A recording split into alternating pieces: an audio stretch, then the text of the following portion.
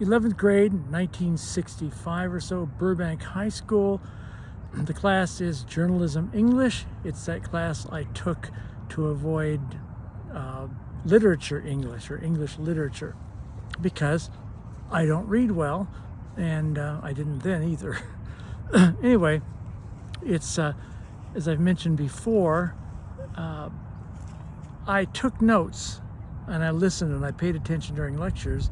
And even though I took the notes, I never read the notes. And that's what led to a lot of situations where I would need to wing it when something surprising came up. Such was the case when I walked into the classroom and didn't notice it at the time, but every student had a book, one book on their desk.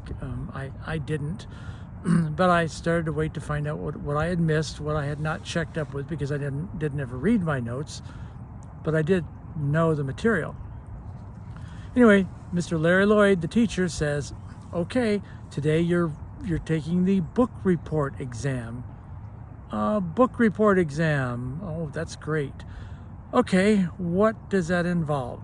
So he started writing what would be 3 essay topics on the top of the board, on the blackboard rather. And I was kind of sweating because I didn't have a book. But that's all right, we'll make it work. The first one, I didn't actually need a book. The essay question was, the command was to write a short essay that explained explained the point of view of the book. And so I, of course, didn't have a book, so I invented one right there on the spot. It was Travels with Lewis and Clark, and I gave it the author's name of Stuart Hunter, which you may recall was a name that I put in my bibliography for my very first term paper, and learned that teachers don't read bibliographies. So Stuart Hunter was a name that I thought was a really nice author's name, so I would use Stuart Hunter for a long time after that. But anyway, Stuart Hunter wrote the book, and I decided that the book that he wrote was in third person omniscient. Now, I don't need to go into details about that. It just means that the writer knows what everyone's thinking, and it's not from the first person point of view.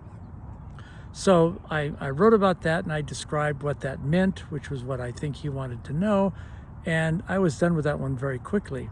So then by the time I looked up, he had written the second essay question on the board. This one was a tough one. It said, copy down one paragraph from the book that you read and talk about its tone. What kind of a tone did it have? Well, this was a problem because I didn't have the book, and there's no way in hell that I could have written down a paragraph from that book. So I was kind of at my wit's end, and I looked next to me, and my classmate Linda Foreman, rest her soul, was sitting to my right, and she had a book right there on her desk, right close to me.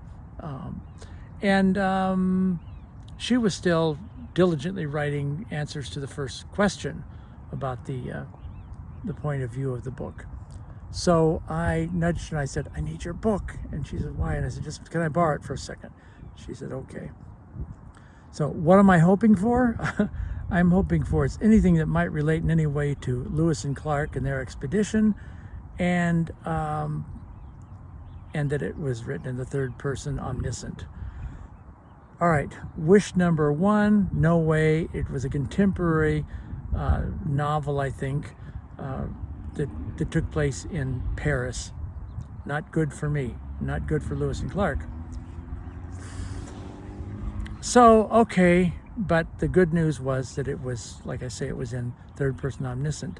So I'm leafing through the book real quickly to find anything at all that I can lift, a paragraph that I could sort of adapt to being with Lewis and Clark and their expedition. And I finally found a scene where the main character is a young teenage girl, and she's been confronted by her teacher and her principal. Whoops, I almost dropped you there. Hold on to your screen there. Anyway, it was a scene where the principal and the teacher were accusing her of theft. They were accusing her, that's Fritz, by the way, that's my beautiful sweetheart. They were accusing her of stealing, I think, an eraser from the chalkboard. So they were interrogating her, and I thought, I can make this one work. I can do this one. Why? Because it doesn't have to be a girl, it could be a boy. It doesn't have to be a student, it could be a cabin boy. That's right, in one of the keel boats that Lewis and Clark were taking up or down the Platte River. Okay, great.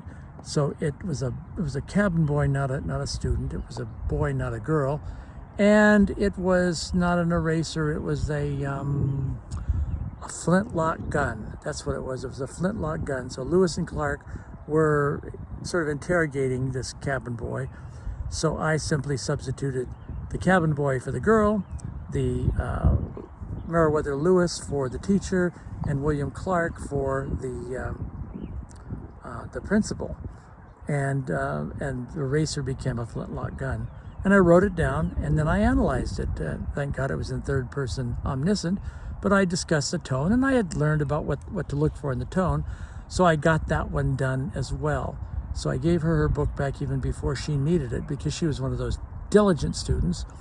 And then I can't remember what the third question was, but it was easy, and I was able to fake my way through it. So I was winging it through this whole time. What was my goal? Not to get an A in the class, whoops, not to drop the phone, but to just pass that test.